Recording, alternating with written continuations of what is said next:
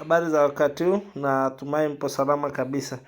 Sasa hapa mimi natamani niende moja kwa moja naenda moja kwa moja trading Play Store kwa kuonyesha mabadiliko ambayo yamejitokeza, sawa sasa mimi nilisha update Royal Q yangu muda si mrefu. Kwa naangalia Royal Q hapa. Royal Q hapo naibonyeza. Sababu mimi nisha update hapa, ndio nimegundua ngasema kushare na wengine inakuwa ni bomba. Inaniambia sasa hivi ni open badala ya ku-update, ambacho na hakika ukienda utakutana na neno update. Baada ya ku-update sasa unafungua. Baada ya kufungua hapa, unakuja hapa unakutana na nini?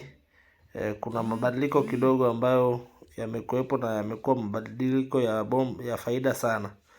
Kwa mfano, hizi coin hapa ni coin ambazo tulishasema inaenda kuwa delisted. Hii coin hii hapa inaenda kuwa delisted. Hii pia inaenda kuwa delisted. Hii hapa inaenda kuwa delisted pia.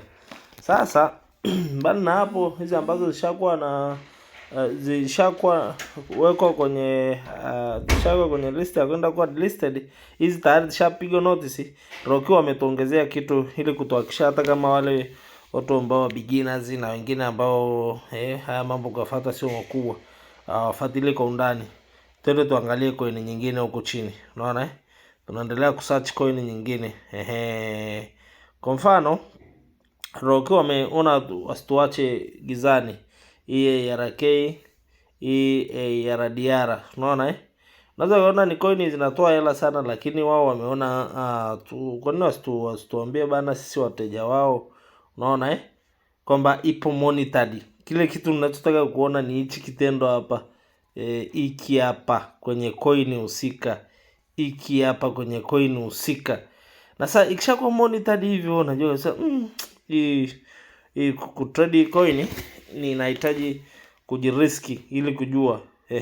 Kwa mfano, hizi coin zinakuwa delisted, inaenda iko monitored. Sasa hivi leo ina asilimia ngapi?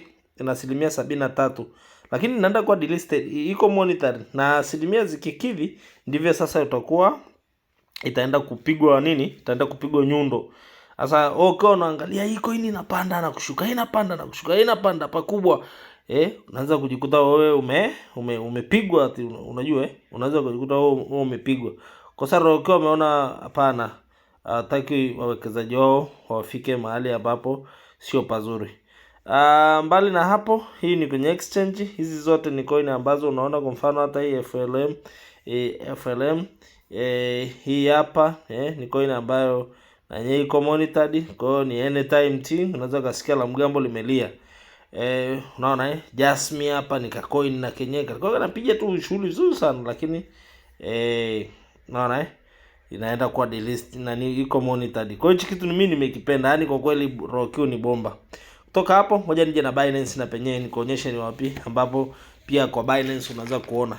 Ni vizuri ukaijua both way biashara yako kwenye exchange na kwenye okay, kwa mfano mimi nakuja hapa.